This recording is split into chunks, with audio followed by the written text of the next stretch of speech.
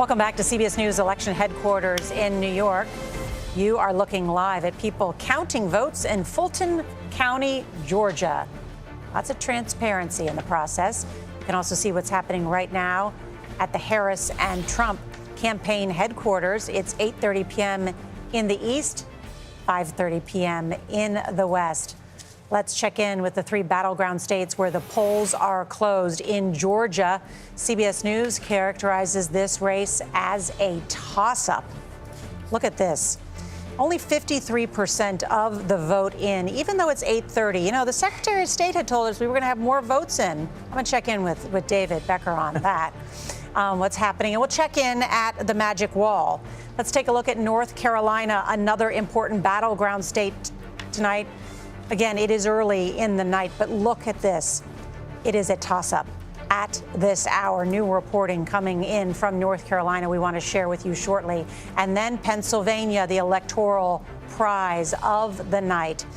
And remember, Pennsylvania takes a little longer to count, but these are the early numbers that are coming in, and CBS News rates this as a toss-up.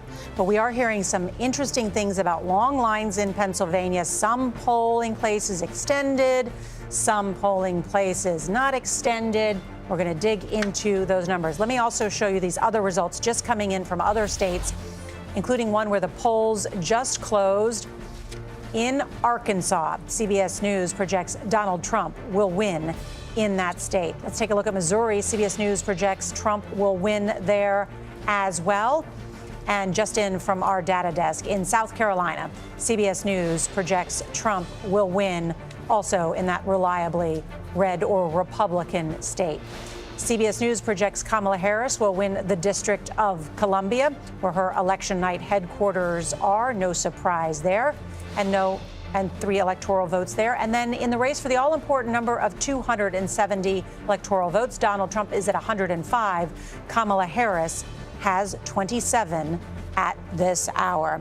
As I promised, the Magic Wall, more information. Major Garrett, Anthony Salvanto at our CBS News data desk. I'm getting texts from friends who say, dig into the wall. We want more information. So, gentlemen, take it away. We will oblige. We want to start in Florida because, okay, it wasn't a battleground coming into this, but I'll tell you why we were able to call it. And that is that you see all these red counties here, in one after another, you've seen shifts even from Donald Trump's previous victory. So that consistency told you that he was going to win. But there's another part of this, maybe the most important part of this. Major, take it away from Miami. Sometimes, Nora, there's a story in a state that's just a story in that state. And I want to bring everyone's attention to Miami-Dade County. Look at where things currently stand in Miami-Dade County with 80%. Let's compare that to where things finished in 2020. See how much farther ahead former President Trump is of what he was in 2020. Let's go back one more step, ladies and gentlemen, to 2016. Look at the transformation of this once solidly Democratic county, a place of highly concentrated Democratic support. One of the anchors to Democrats in Florida when it was a competitive state. The fact that it is competitive no longer flows through Miami-Dade. There's one other thing we want to show you about Florida writ large, and that is the phenomenon of ticket splitting. So in Florida, there is a right to abortion referenda. It's at 57% now. It needs a 60% threshold. Anthony, take it from there. Well, what we're looking at is some in the Harris campaign thought maybe support for this measure might connect to support for Harris and maybe help bring up her vote numbers. It hasn't. Now, this needs 60% to pass. So we don't have a projection on that yet, but we do have it characterized as lean no, because as you can see, it's tracking below that 60%. Even with that majority, it has to get that 60% threshold. But that's your story, that big, big gap between Harris and the abortion referendum. Of course, she made that such a central part of her campaign, but it's not bearing out in the vote, Nora. Let's go to North Carolina, Nora, because you asked for more data. We want to give you data. Anthony? Okay, North Carolina, as you see, 14% in, so not a lot yet. But some of the tracking here already out of places like Raleigh-Durham, like around Charlotte, is going to be critical, because what's going to happen is Democrats have to run up large margins in these counties. Major, show the history here. Sure, this is what we're going to be. This is what we're going to be looking for. Okay, when you get to these areas, you're going to have to see, and she's getting it now, right? But it's very, very early. You're going to have to see Kamala Harris run up the score, run up the margins, because what's going to happen is that Donald Trump, or at least our exit polls tell us and our projections tell us, is going to do very well in and around these rural areas. So that's how you break down North Carolina, but it still evens out to a toss-up. Want to show the estimate? You show the estimates to her, that's just Mecklenburg. That's just Mecklenburg. But I do want to show you this, too.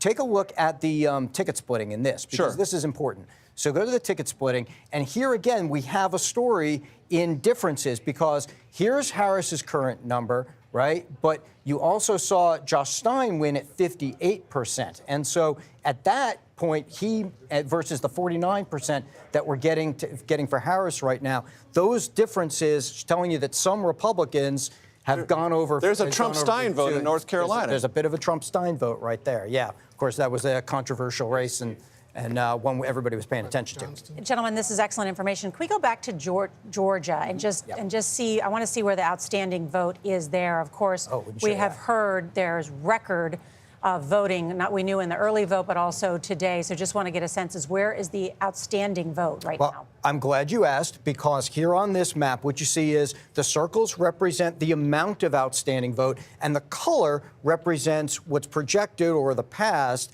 from those areas, blue for Democrats or red for Republicans, right? So if I zoom in here on these key counties we talked about all night where Democrats have to do well, Cobb, Fulton, a lot still outstanding from there. That's why one of the reasons you can't project the race. Right now, there are places, more rural areas, where you see, and also these outer suburbs. Forsyth and Cherokee are very strong Trump counties. Yeah, and there's still Republican vote out there, so we'll see exactly how that shapes up. But still more to come. That's why it's so close, but only half in, Nora.